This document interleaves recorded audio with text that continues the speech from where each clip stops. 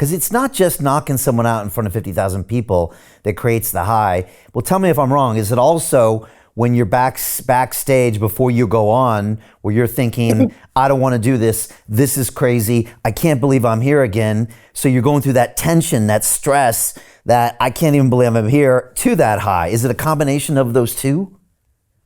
No, it's like, thankfully I never had that. I did have that in the beginning of my career, but not in Japan. Like in Thai boxing, my first 6, 7 fights were like, you don't have that control yet. You can't be calm because everybody's screaming. And somehow Japan, it made a click for me right away.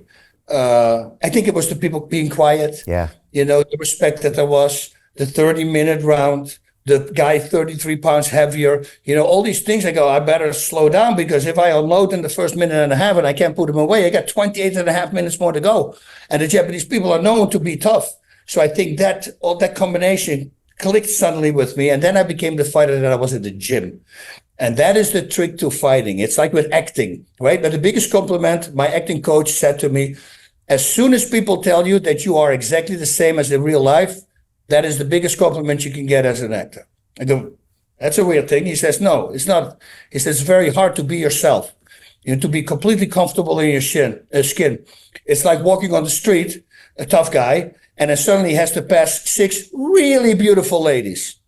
Well, we all start walking different. You're not natural anymore because you try to be tougher. You put a different persona on. That's what you're trying to do, because you think, oh my God, and if they're all looking at you, now some guys develop a limp suddenly, right? It's hilarious to watch.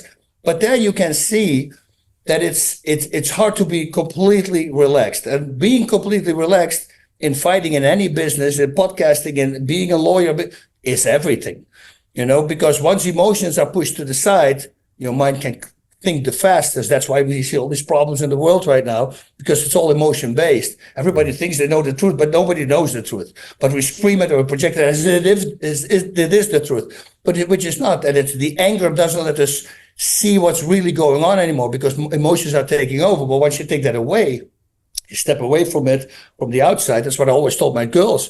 I said, if they had a problem, I said, just act like that person is somebody else, move away from the situation, look at it from the outside, and then see how you want to handle it. And that most of the time is the best way to handle it, because you're nice and relaxed.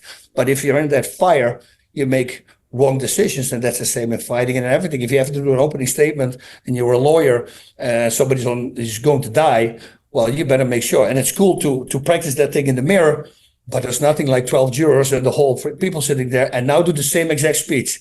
That's a very hard thing to do. So with basketball, to nail that one, if he goes in, you guys win the game. If you lose, if you misses, you're going to lose the game. That's a lot of pressure on a guy like that. And some people can do it, but the real good guys, they just freaking land the ball. You see, so being relaxed is always everything. Yeah, I think that's, people don't understand that about fighting, and it took me many, many years to understand that you need to be relaxed. And people think fighting, especially when you're starting out fighting, first of all, you're tense because you're there, and then you think, oh, fighters are angry, but they're not. The effective ones aren't. And in one of the most weird, stressful, combative situations, you need to be calm, right, and relaxed. That's it. You will be perfect on that. I have whole drills around that. And in my classes, poker face, that's a word I use a lot. Like when you hit a bag, you're not allowed to make faces. So I want you to hit like this.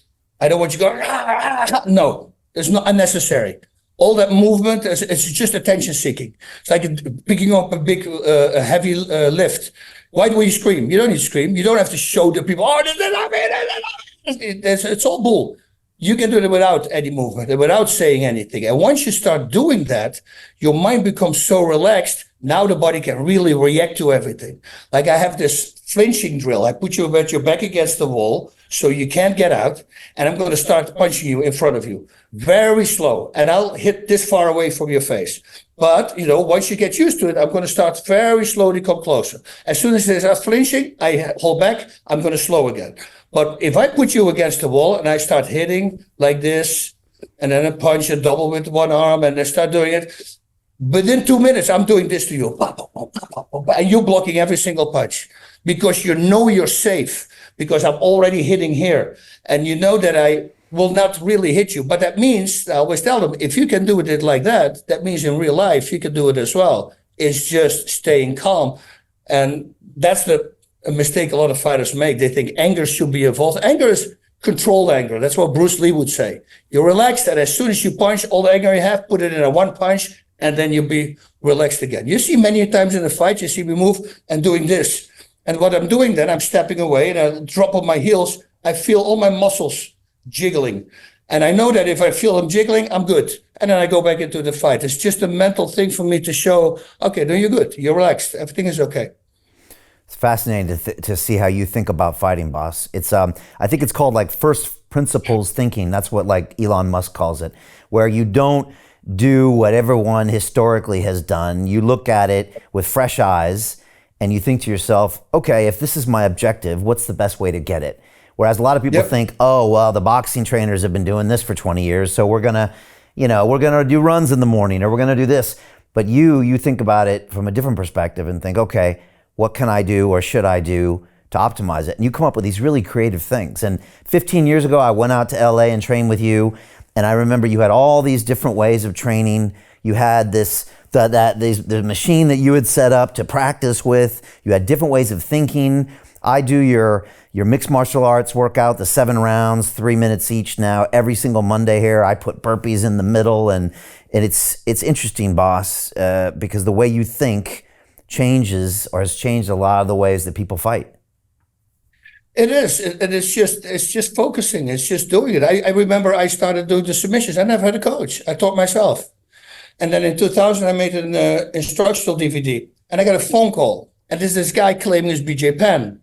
So I started laughing, I think, because I never met the BJ before. And I go, yeah, right. Who set you up? And he goes, no, boss, it's really BJ. Then I recognize his voice. I go, oh, shit. Hey, man, how you doing? I'm a big fan. He goes, me too. He says, I'm watching your instructionals. I go, uh-oh, what do you think? He goes, I think it's the best instruction I've ever seen in my life. I go, you're serious? He says, who taught you the hand control? I said, me. He said, what do you mean? I said, because if somebody armbars me, they can't, because I'm always out, because I know the defense for it. Then I thought, what if I face a guy like me, who's always coming out? Oh, wait a minute. If I grab the inside hand, he cannot roll out. And that's why I did it. He goes, dude, that's freaking super smart. I say, hey, before you hang up, can I use that quote on the DVD? Because coming for you, the prodigy, that's a big freaking quote. But you see, you're just finding ways to still make it happen. And that's it. And that's what I did with everything in life. Since I was a baby already, I did that. Well, kid. Hey, I know investing in crypto is scary. It takes a real leap of faith because there are so many scams, rug pulls, and bad actors out there. It's a dangerous business, which is why 95% of people lose all their money. Well, that's why I created the London Real Investment Club, so you can access the hottest deals on the planet and use the crypto bull market to create the generational wealth that you deserve. Join my team of over 100 people from around the world that are making millions of dollars behind the scenes investing in blockchain, AI, Web3 games, DeFi, Bitcoin, and more.